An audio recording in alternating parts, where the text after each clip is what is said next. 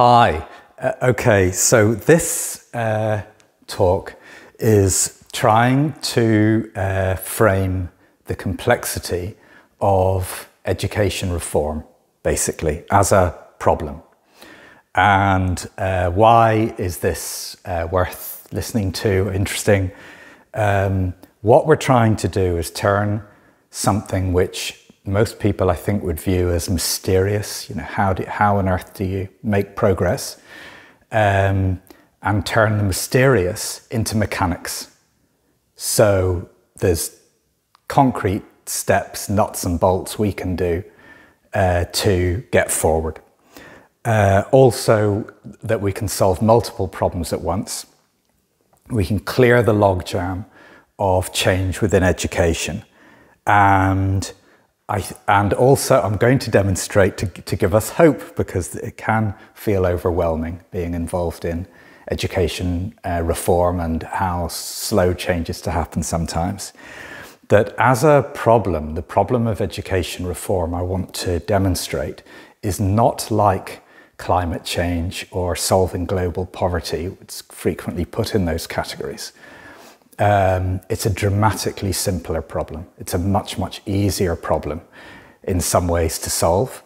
And why does it not appear that way, and why do we struggle with it?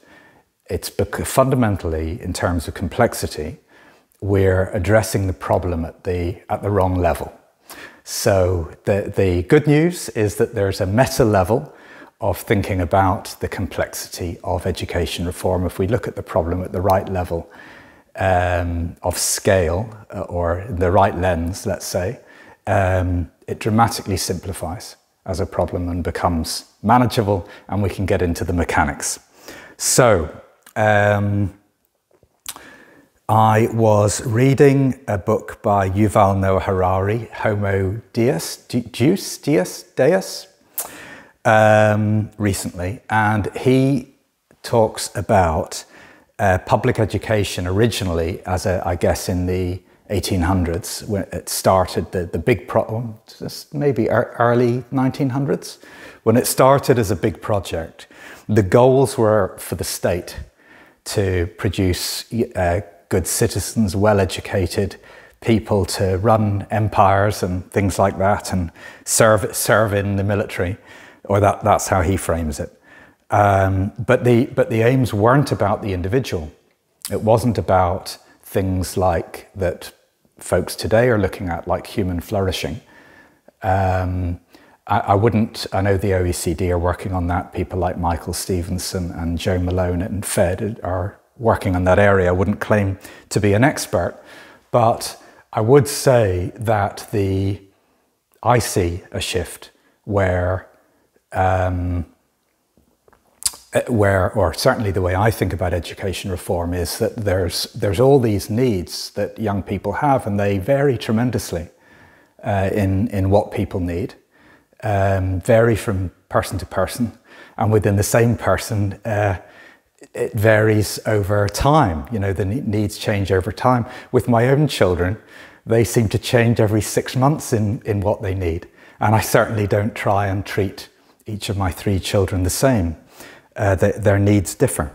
So, so it is, when you start thinking about, well, it's not about some big aim for the state, it's about meeting individual needs, it immediately becomes extremely complex and potentially overwhelmingly so. And I think in a way that's where we're stuck.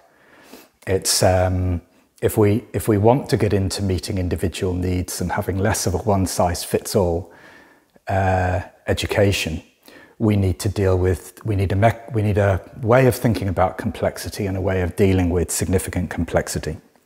So that's what I want to talk about. My lens coming at this, so when I first started working with Fed 2 years ago, I had a call with Jonathan Slater, who was former permanent secretary at the DFE, one of the smartest people you could ever meet. And I was feeling a bit overwhelmed in coming into volunteering for Fed on a work stream on vision and purpose in education. And I was really wanting guidance from him on how to approach it and what my role should be. And he said, David, don't try to there's lots of people involved in this with all different lenses and things they're bringing to it. You've got to bring to it the perspective you've got that most other people don't have. In other words, as a supplier, as a solution provider, someone's made their career in that area for, 2 or 3 decades. Is it 3 decades or 2? But the perspective is going from having an idea for a solution, building a first version of a product, testing that with early adopter customers, starting to get into the whole sales and marketing thing to get more schools on board, which is incredibly difficult. And then eventually, and they're all early adopters anyway, and then eventually go mainstream, seeing how change happens in education in the UK, and in my case in EdTech, is the perspective I'm coming at this. How do you get how do you get large numbers of solutions through for the system to solve problems for individuals, which are greatly varied. Next. Right, so complexity. So in a way, mankind has always had to deal with complexity and has always had to have some conceptual lenses to think about complexity. And so, in religious traditions, in historical, philosophical traditions going back thousands of years, man is always, it's like a constant theme. So it's things like order and chaos. And I don't know how, you may not know, the yin and yang symbol represents chaos is the dark and order is the light, I think. And mankind is straddled on the edge in between order and chaos and trying to bring more things into the realm of order and, cope with, manage chaos. And certainly as a solution provider faced with a problem, as I am now in the National Talent Academy, how do you create solutions and get them out there and having an impact for young people in a career readiness space? You're dealing with a lot of uncertainty, a lot of unknown, and how do you progress and make the unknown known? How in an environment where there isn't a path laid out, can you still make good decisions and make progress? That's what life's like as a solution provider. And in modern times, we've now got some new conceptual tools to think about this chaos and order issue. Which are, on the one hand, we've got, the unknown, the complicated, uncertain blur, mush, where you're trying to make progress on the one hand. On the other hand, the order is computation. So the new lenses we have are chaos theory, and computation theory, which can help us lean into these areas. And I can't claim to be an expert in either of those areas. I've just read sort of layman's, popular science type stuff and YouTube videos and so on. But I have found, I'm going to propose a lens which I do find useful, day to day, in working on these problems, in trying to bring solutions in education forward to help young people. So, a question that has been very helpful in getting a handle on complexity of all this is how complicated. How complicated is something? Could you put a number on it? Could you say that one problem is twice as complicated as another, 10 times as complicated as another, 1,000,000 times as complicated as another. And I believe you can actually do that. And I found that's what I'm going to talk through now. Because you can, let's say, you know, National Talent Academy, we're dealing with, you know, we've got a product for Key Stage 5 at secondary school. How do we do a version of that for FE? Just, you know, that's the sort of day-to-day things we have to deal with, you know, day-to-day type of problems we deal with. So you could fail to solve that problem in many ways. You know, you could have the wrong person working on it who doesn't have the skills, or you could just make a mistake, or you could, you know, there's lots of ways you could get that wrong. But another way to fail in dealing with a problem of a kind of a blur problem is you could have a total disconnect between the amount of computation you have available to solve that problem and the complexity of the problem. So let's say we wanted to send a rover to Mars. That's the problem we're trying to deal with and figure out a solution to. And the resource we've got available is one person with a pocket calculator and no computer. We can see that if the Mars rover problem is a sort of 1,000,000 units of complexity and we've got 1 unit of computation, we're not going to get very far. And I contend we're in that situation in education reform. So our current approach, which is predominantly a top-down type of approach, is thousands or tens of thousands of units of computation short of what's needed.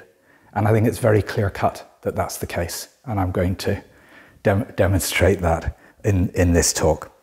So next is talking another lens on complexity is that it's nested at different scales. And if we understand this, we can get some tools to get a handle on how to deal with complexity. And if we don't understand it, we're all at sea. So it's a question of getting some structure on the uncertain that we can get a handle on and actually find solutions. So what do I mean by saying that complexity is nested at different scales? So this is the human body. This is an organ, the heart, and this represents a cell. And so there's organs are within bodies. There's lots of different organs of the body. There's cells within organs. Within the cell, there's organelles, which are things like mitochondria and the nucleus and all different little bitty things here. And actually, going down in scale, smaller and smaller scale, we can say, well, we've got things like DNA and RNA, and then we've got complex proteins, and then we've got inorganic chemistry. We've got organic chemistry, and then you've got simple molecules of inorganic chemistry. Then you've got subatomic particles, and down it goes. And if we go up in human affairs, because I'm providing a lens here that's practical, that we can provide solutions to real problems that people have. You could say, well, an individual is part of a family and is part of a community, maybe a religious or ethnic community, may live in a city, may be a member of a profession, and is then in a country. We're living in an era where the complexity of life on Earth, let's say, has gone to global communications and the internet. So there's all different scales of complexity. And let's say we are a heart surgeon, and we're you know, someone's got a clogged artery, and we want to put a stent in. And let's say we're trying to approach the problem on the level of the cell. So we've got all this complexity and zillions of things going on inside this little cell. And as a heart surgeon, we're saying, oh yeah, we've got all this going on, blah, blah, blah, blah, blah, don't know what to do. We're not going to get very far because we're thinking about the problem at the wrong level of scale. What we need to be thinking about is at the level of the body and the organ. So we need to say, well, you know, there's a blood vessel here, and if we can go up this guy's arm and into the heart with this stenty thing and make it of the right materials and put it up in the artery, then we can solve the problem. And so my contention is that where we are with thinking about education reform is that we're looking at it at the wrong level of scale. But fortunately, there is a hack, and we can look at it at the right level of scale and dramatically simplify the problem. Is that... Okay, I'm going to pause there and carry on in a moment.